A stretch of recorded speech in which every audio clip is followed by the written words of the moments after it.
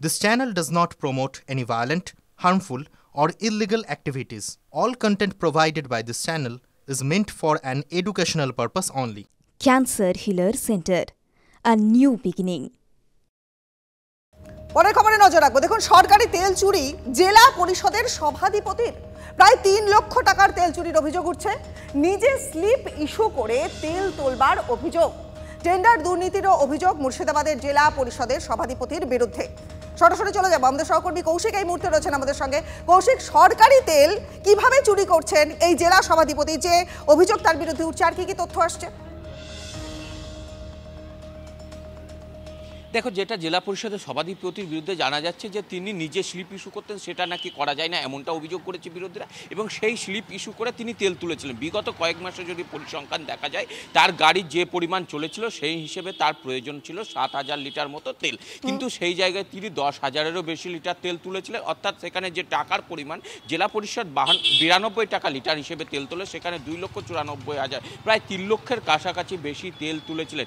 এর আগেও কিন্তু ঠিক এই রকমই ঘটনা ঘটেছিল। প্রতি মাসে যে পরিমাণ তেলের প্রয়োজন তার থেকে বেশি তেল তুলেছিলেন এবং কলকাতায় গিয়ে বিলাসবহুল হোটেলে ছিলেন, সেটা আবার জেলা পরিষদের টাকায়। সেই সময় প্রশ্ন তুলেছিলেন তৃণমূলেরই কয়েকজন সদস্য। এরপর কিন্তু সেই টাকা বেগতিক বুঝে কিন্তু তাকে ফেরত দিতে হয়েছিল। কিন্তু সেই ঘটনা, একই ঘটনার আবার পুনরাবৃত্তি। এবং এর পাশাপাশি মুর্শিদাবাদ জেলা পরিষদে যেসব টেন্ডার হয় সেই সব টেন্ডারের ক্ষেত্রে স্বজন পোষণের অভিযোগ উঠেছে এবং তার আত্মীয়কে সেই সব টেন্ডার পাইয়ে দেওয়ার অভিযোগ উঠেছে। এবং এর পাশাপাশি যদি দেখা যায় যে তার স্বামী বা তার আত্মীয়রা কিন্তু জেলা পরিষদের যে সমস্ত টেন্ডার সংস্থার কাজ বেশিরভাগ পেয়ে থাকে, এবং তার বেশ কিছু সংস্থা রয়েছে জেলা পরিষদের হোটেল বা রেস্তোরাঁ যেসব, সেগুলো কিন্তু তারাই পেয়েছেন এবং তারাই কিন্তু জেলা পরিষদের একাধিক যেসব জিনিস রয়েছে বা আসবাবপত্র রয়েছে তারাই ব্যবহার করেন। অর্থাৎ যে স্বজন পোষণের যেমন অভিযোগ রয়েছে। এবং সেখানে তিনি গতকাল তাকে প্রশ্ন করা হলে তিনি বলেন যে এইগুলো দলের মধ্যে থেকেই প্রশ্ন তুলছে। অর্থাৎ তিনিও কোথাও না কোথাও জানেন যে ঘটনা ঘটেছে, সেটা তার দলের মধ্য থেকে প্রশ্ন উঠেছে। এবং তার পাশাপাশি তিনি বলতে চাইছেন যে এই 2-3 লক্ষ টাকা নিয়ে কেন আপনারা পড়ে আছেন। একেবারে কৌশিক, তুমি আমাদের সঙ্গে থাকো। জেলা পরিষদের সভাধিপতি তিনি কি বলছেন আগে শোনাবো। যারা বলছে আমাদের মেম্বাররাই বলছে, তো আমাদের মেম্বাররা যারা বলছে, দেখুন, একটা জনপ্রতিনিধি হতে গেলে বা একজন যে দায়িত্বে থাকে তাকে কোনো না কোনো বিষয় কিছু একটা থাকে অফিসে বা অফিসের ভেতরের হোক, তাদেরকে অনেক জিনিস যেগুলো আপনাদের সামনে আমরা প্রকাশ করতে পারি না। তো এই জেলা পরিষদে কোনো দুর্নীতি নেই। কেউ যদি আপনাদেরকে বলার চেষ্টা করে তাহলে আমরা বলবো যে তারা না জেনে যদি কেউ কোনো কিছু বলে তাহলে তারা জনপ্রতিনিধি হওয়ার যোগ্যতা রাখে না। স্বাভাবিকভাবে এই নিয়ে তৈরি হয়েছে তরজা। শাসক এবং বিরোধী পক্ষ কি বলছে শুনুন। আর বিরুদ্ধে অভিযোগ, সে উত্তর দেবে অভিযোগের, আমরা কিছুর উত্তর। আমাদের কাছে কে কি বলছে বিরোধী লোক, আমাদের যারা বলছে আমাদের কাছে কাগজ দেখ, ডকুমেন্টস দেখ, তথ্য দেখ। প্রশাসনিক আধিকারিকরা আছেন, ডিএম সাহেব দায়িত্বে আছেন, উত্তর দিয়ে দেবেন, তারা দেখে নেবেন। অভিযোগ করলে হবে না, অভিযোগটা মুখে করলে হবে না, কাগজ দিয়ে আমাদের কাছে অভিযোগ করতে হবে। আমি দায়িত্ব নিয়ে একজন সভাপতি বলছি যে নিশ্চয়ই অভিযোগের তদন্ত হবে, ব্যবস্থা হবে। সভাধিপতি ইনস অ্যান্ড আউটসটা দেখছেন, আমি দেখতে পাচ্ছি না। কোনো মেম্বার তারা কিন্তু কাগজ কলম কি আছে তারা দেখছে না, সরকারি আধিকারিকরা দেখছেন, সভাপতি দেখছেন, কর্মদক্ষরা আছে দেখছেন। হ্যাঁ, অতএব কাউর যদি অভিযোগ থাকে লিখিতভাবে দেবে।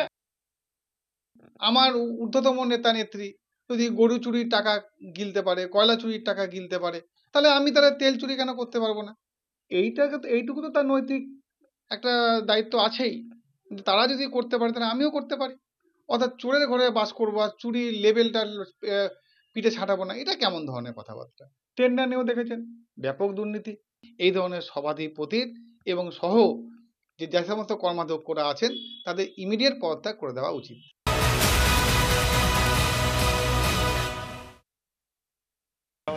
তারপরে উনি একটা ট্রলিতে করে দেখা গেল একটা ডেড বডি ক্যারি করছিলেন, তো ওখান থেকে বডি উদ্ধার করে থানাতে আনা হয়।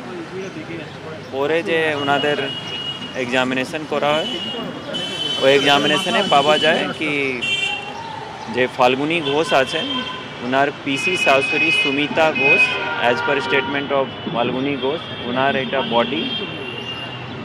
और উনি যে বলেছেন কি মধ্যম গ্রামে কোনো জায়গা এনাদের রেন্টেড বাড়ি আছে, ওই বাড়িতেই এই ঘটনাটা ঘটেছে।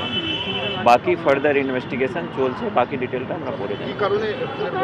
কি কারণে হয়েছে, কি মোটিভ আছে, ওটা এক্সামিনেশন, থরো এক্সামিনেশন চলছে, তারপরে আমরা জানাবো। দেহ কি খণ্ড বিখণ্ড করা হয়েছিল, মানে টুকরো করা হয়েছিল? দেহ ইনকোয়েস্ট আর পিএম রিপোর্ট জন্য পাঠানো হয়েছে।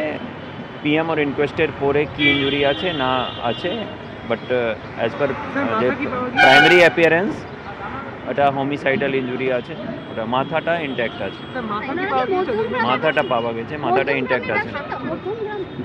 বাকি ডিটেলটা পরে আমরা জানিয়ে দেবো। এখন যে উনি রেন্টেড বাড়ি আছে ওখানে মধ্যম গ্রামে, ওখানে থাকেন, আর অ্যাজ পার স্টেটমেন্ট ওটাই পিও আছে, দ্যাট নিডস ফার্দার ভেরিফিকেশন।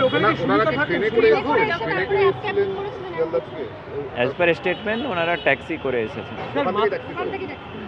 ওটা ওটা তো বলেছি, মাথাটা পাওয়া গেছে।